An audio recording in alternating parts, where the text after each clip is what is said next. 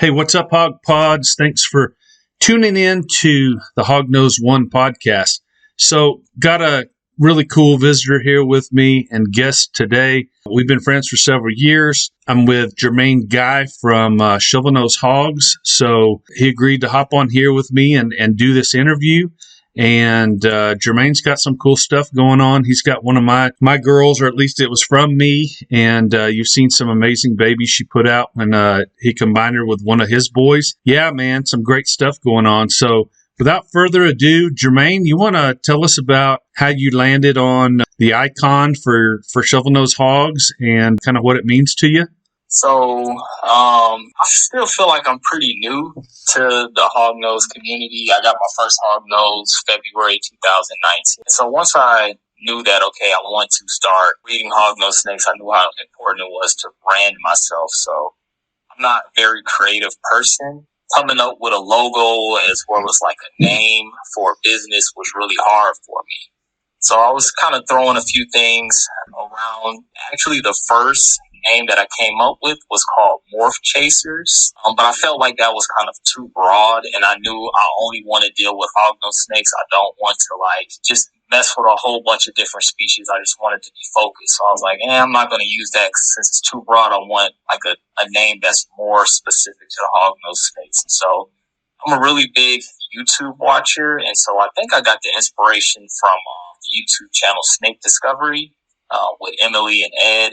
They have hognose snakes, and I remember just watching one of their videos where they described like just the face of the hognose and how the hognose used their nose as a shovel to shovel through dirt and things like that. And I thought that was like a perfect name. So I was like, maybe I can do Shovelnose Hognose. And so then I just shortened it to Shovelnose Hogs. So came up with that name. I'm like, I'm pretty sure somebody's that name. So I kind of Google searched the name. I went on Morph Market and searched to see if any companies had that name. And I didn't see anything come up with Shovelnose Hogs. So I quickly created a YouTube, Instagram, Facebook, just to make sure that I had that name. So if you see my logo, the S on Shovelnose is actually a snake. That was actually one of my snakes. My super Arctic anaconda positioned him on the S. He was a really calm snake, and I took a picture of him.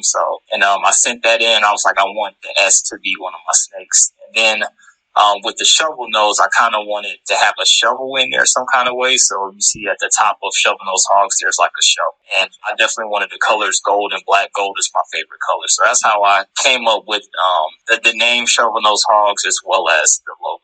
That's cool, man. I really like that. Just curious, does the black and gold colors have anything to do with Louisiana at all? Yeah, kind of. I'm a New Orleans Saints fan. And yeah. I also went to Louisiana State University, LSU, and so they're yellow and purple, so. Yeah. So it's kind of, yeah. No, I like it, man. Yeah, I figured it probably had something to do with it with the Saints, but yeah, I'm glad you clarified that. So, yeah, that's awesome, man. So that's see, I really like the logos that, and everybody's had one so far, but the logos that are personalized, I think it, as you said, with any brand, it's just, it's a beautiful thing because we get to add our personal touch to it. Even if you didn't create it, you still had that creative element to tell your designers what to do. And so I think that's pretty awesome, man. So moving into question number 2, obviously you've already stated it. Your focus is hognose snakes, but what other species have you worked with in the past, and are you working with any other species currently? And so currently I'm just focused on the Western or Plains hognose, whatever term you want to use. I also have one Eastern hognose, but like I said, I feel like I'm fairly new to the reptile community. I've only known about this community now for like 6 years. I used to live in Louisiana, and I remember one day just driving down the road, I passed a sign that said Reptile Expo. Now, I had no idea what that was. I was only used to seeing like snakes and lizards at Petco or PetSmart. And so I'm thinking like a reptile, so I'm thinking it's going to be like some kind of petting zoo or display animals that you can like, I guess, hold and take pictures with. I had no idea if people were actually selling snakes and stuff like that. So I went to it and my mind was blown.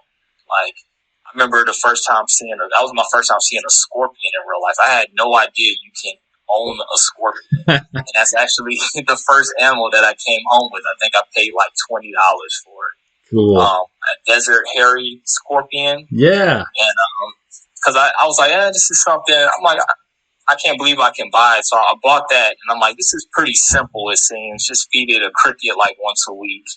And it was kind of boring. But at the time, I didn't feel like I was knowledgeable enough to have like a snake. I've had like lizards and stuff and geckos when I was younger. I don't think I honestly didn't raise them right. I didn't have like a heat lamp, or I didn't use calcium because I was like 8 or 9 years old. I had no idea. So I was like, I'm going to do some more research before I get like a lizard or a snake. I really wanted a snake, but I didn't think I could care for it.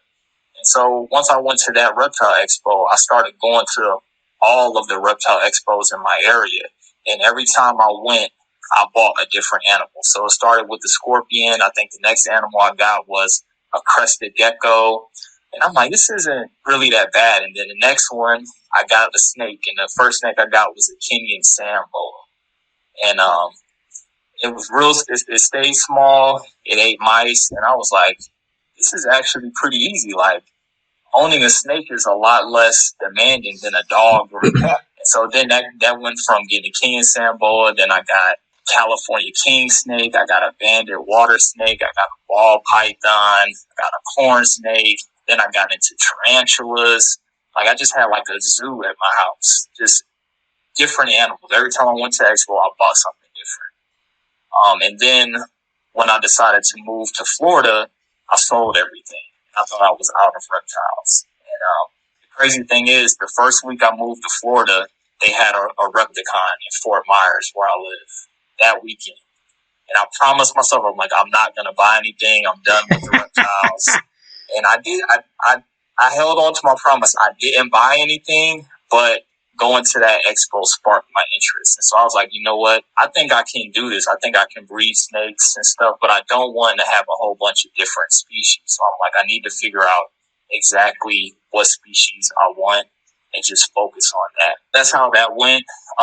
Initially, I was going to try to breed tokay geckos. So the next expo I went, I got a tokay gecko.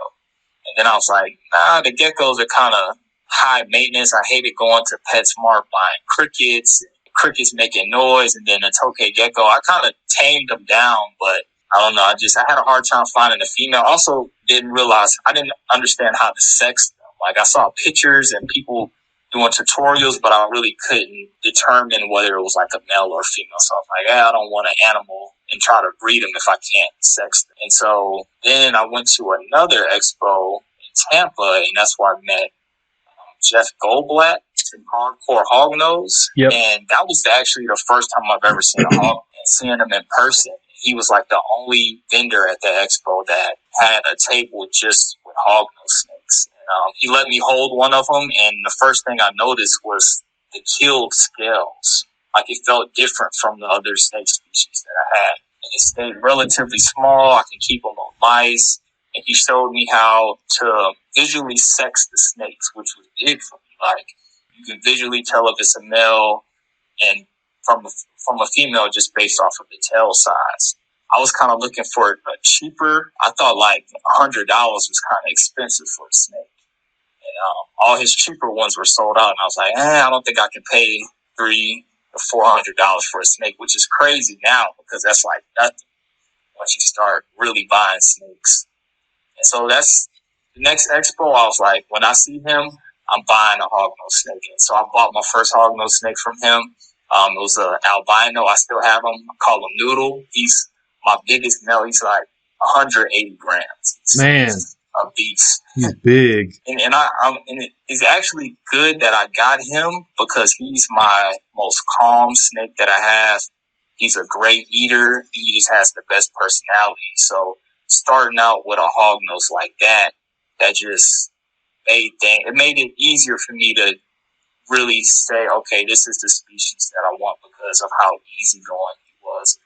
It could have been different if I had a hognose that was like really picky or bluff striking or musking at me from the jump. What's your favorite hognose morph and why? I'm sure this is a hard question. I actually wrote it down. So I have a few. I'm a patterns guy. So I like the recessive morph combinations just like everybody. But what catches my eye is a unique pattern. So I like the lemon ghost womas that Jeff Gelwood created. I also like the spider, the original spider hognose stack from John Lynch, and even some of like the crazy patterns that you've created. And I remember getting your book when I first got into hognose snakes, and that's like what I wanted. I was like, I want a lemon ghost woman or a spider. And back then, like, I had no idea where to get them from. Like, at that point, I didn't know that the spider gene really wasn't in existence anymore. And then, like, 4 years ago, Jeff Gelwood, he was not selling any lemon ghost woman. So I had no idea how to get them, but I knew that's what I wanted. I think those are just amazing animals. Most of the stuff that I held back is for the pattern. But in terms of, like, the other morphs, like if you want to talk like incomplete dominant, I guess the two that we know for a fact, the anaconda gene and the Arctic. I prefer the Arctic over the anaconda because, especially the super Arctic, I think the super Arctic morph is probably the most unique morph in reptiles. Like just they come out really dark, and then after the next shed, they lighten up. They have the dark eyes. The crazy contrast. Some of them turn pink with age. Like, it's just a very unique snake. In terms of recessives, I think my favorite recessive is the sable. And that's because I think sable works well with everything. Like, whenever you combine it with albino, they produce that beautiful orange color of the sunburst. You combine it with toffee, that nice copper penny color of the mai tais. Remember last year at the Daytona Reptile Expo, John Rice, he had some super Arctic sables. And I was like, seeing pictures of it, I was like, I don't know if I will be able to tell the difference between just a regular super Arctic and a super Arctic sable. But after seeing them in person, I'm like, oh, I can definitely tell. And that's the one morph combination that like caught my eye out of all of them.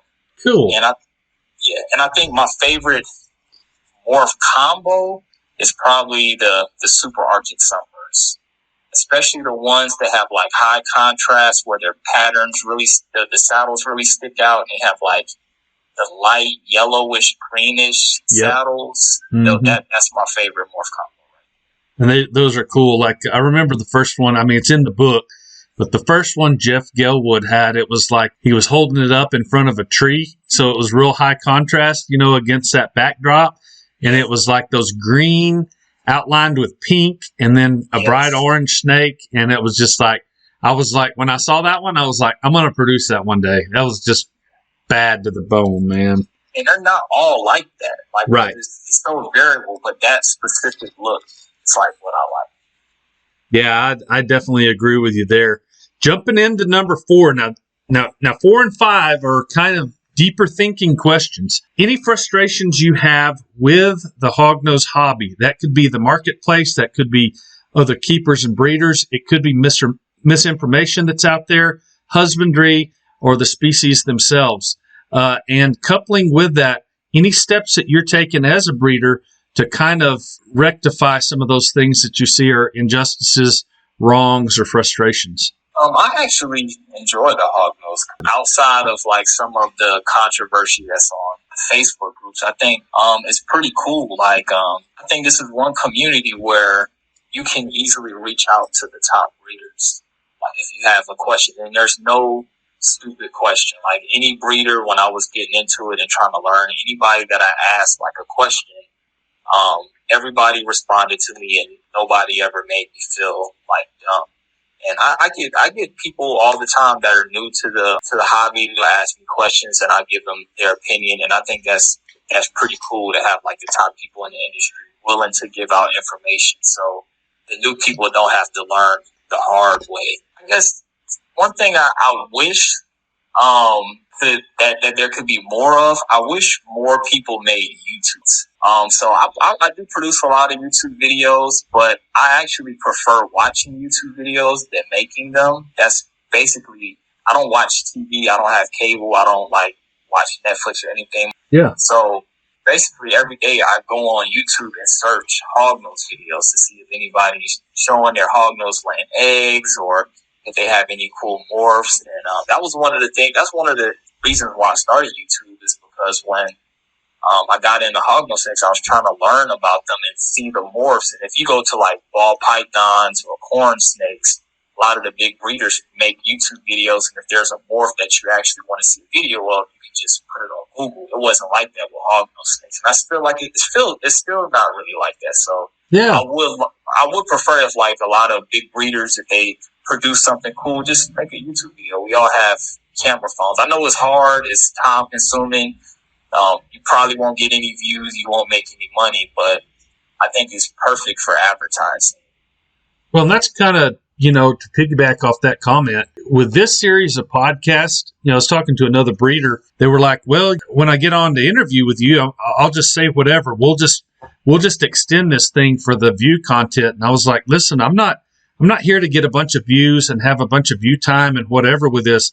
I want to get to the meat and potatoes. I want to talk about stuff that's not, the buttered sausage. You've heard, that stupid comment where it's just filler.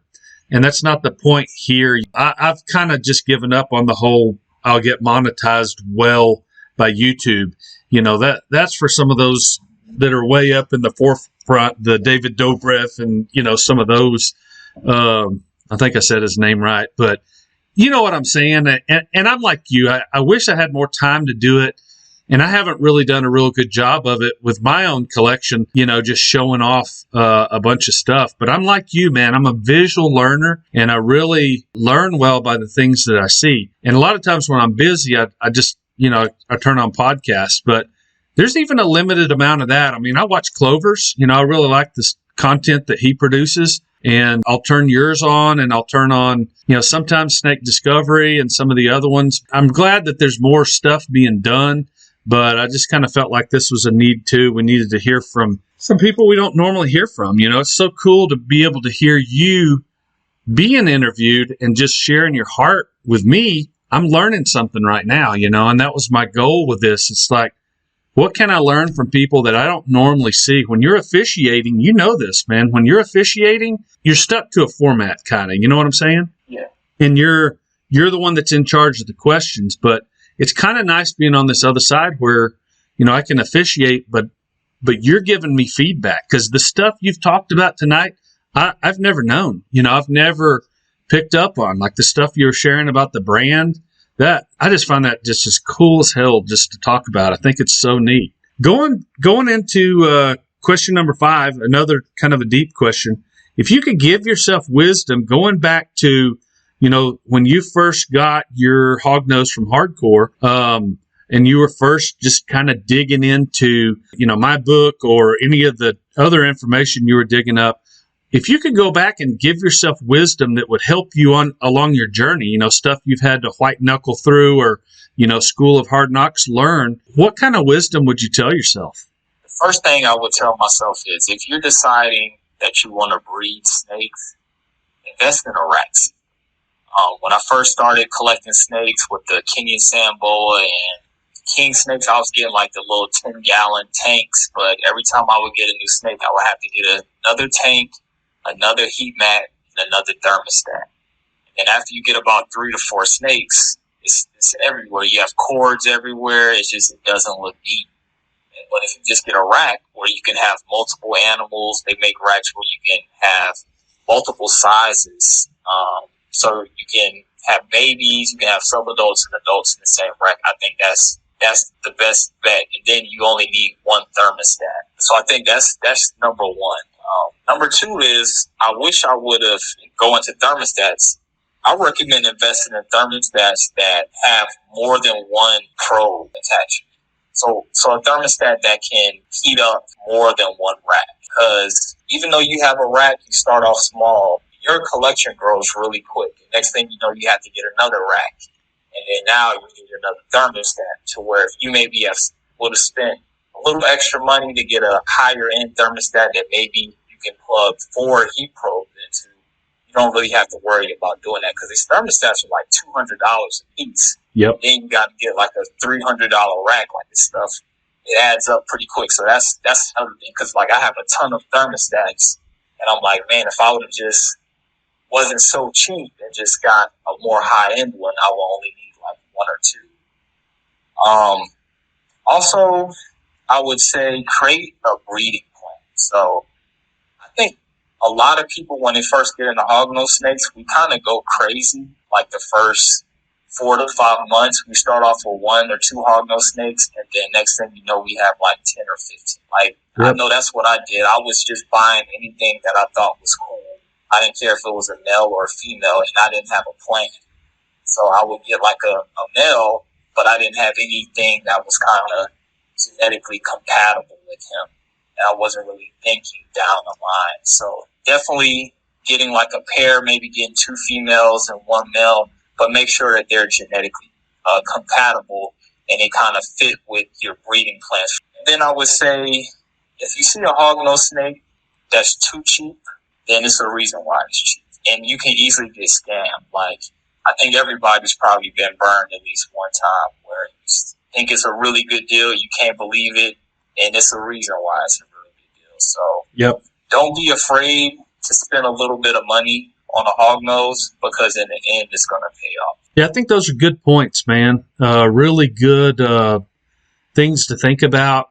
Obviously, this podcast is going to be listened to by brand new beginners or people that have been in a while, and I think all of those points you made are applicable to lots of different situations. But you know, it's cool because they were personal to you as somebody that was new in the hobby, and those were things that you and me and other people have had to learn the hard way. So yeah, man, I appreciate you hopping on tonight with me on here. It's been a learning experience for me, and I'm sure everybody that listened is just going, wow, great content. So in the description below, you're going to see Germaine's contact info. Definitely check out his YouTube page. That's just become a kind of a staple around here for us. And something that when I'm bored or, want to learn something new, I'm going to turn on one of the hognose channels, and Germaine's is always there with me. He's also on Instagram. You're on Facebook too, correct? Yeah, Facebook, TikTok. I cover every platform. All right, perfect. So all that information will be below.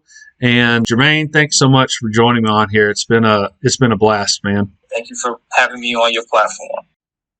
Wow, what an incredible interview. Really gave us a glimpse into some of Germaine's perspectives. I've been able to watch Germaine grow from his first vids up into this point, and he's learned a lot, and he's taught us all a great deal. Man, I'm just thrilled to just get these perspectives and see into some of this kind of stuff. That being said, Germaine, something you may not know, promoted my books before we even knew each other. And he was always putting them in giveaways and plugging the book series. And for that, I really appreciate it. And so we've gotten to the point where he and I have conversed, and Germaine will be the main point person for the promotion of my books. You're going to see him in his videos.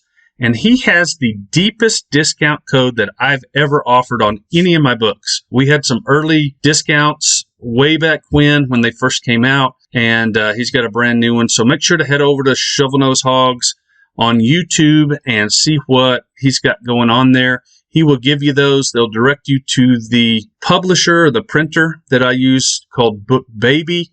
At checkout, you would punch in this code for a really deep discount. So pretty cool there. Again, Germaine's doing and handling all of that. So really appreciate Germaine and his dedication to this hobby. Even as a newcomer, he's learned a lot. He's fully transparent. Can't say enough good things about him.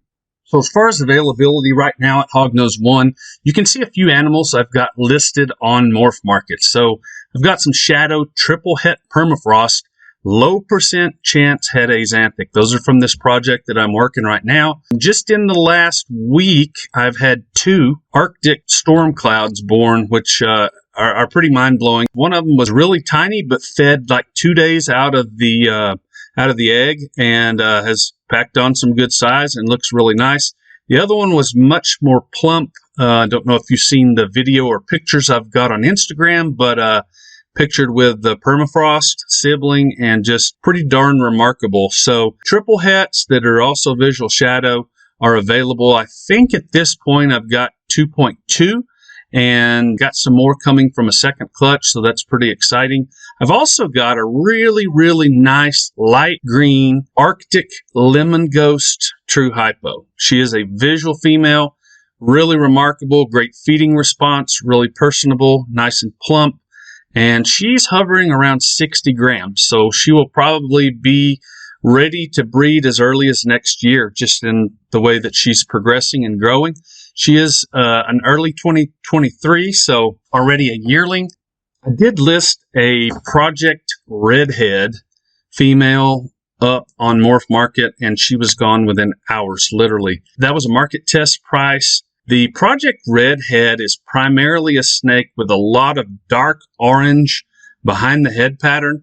They do have a nice kind of tan body with kind of burgundy saddles that they grow into. Pretty remarkable morph. They are what I consider on the orange spectrum as they get larger. Really nice animals, great for crossing into other bloodlines, but they work best with crossing into reds or purples. Sable is very complementary with that line. Albino is complementary. So just a little more back information. Project Red is something I started about 3 years ago, where I combined the best reds that I've found in captivity into one single line. Now, it's got different percentages of the 6 reds that I've used. I've used Extreme, I've used Purple, I've used Wild Red, I've used Raging Red, I've used Phoenix Red, and I've used the darker purple blotched animals in the Shadow Project. About half of those lean more towards the orange spectrum. That's going to be your Shadow line, produces a lot of oranges. The Purple line produces a lot of oranges. And the Wild type I used produces a lot of oranges. Now, over in the other side of Project Red is the red spectrum. And that's going to be your Raging, it's going to be your Phoenix, and it's going to be your Extreme. So I'm selling all these based on phenotype, and they're pretty dang remarkable. So crossed them into lots of different bloodlines just to see how well they work, and they're just pretty freaking amazing. So they are the only lineage of reds that I'm currently working with. They're strong bloodlines. They've been outcrossed. They've got some wild bloodline in there. So in my opinion, they're about as good as you can get. Regarding this season of podcasts, we are nearing the end. There's only 4 more guests and interviews for this season. I've discussed with others preliminary talks about a second season, but that's nothing that's on the books yet. We'll just kind of have to see how feedback and things like that go. But it's definitely been a blast. So I want to thank all of you that have kind of hopped on here with us, and hopefully you've learned as much as I have. That's a wrap for us here. Remember to like and subscribe, and as always, catch you on the flip side.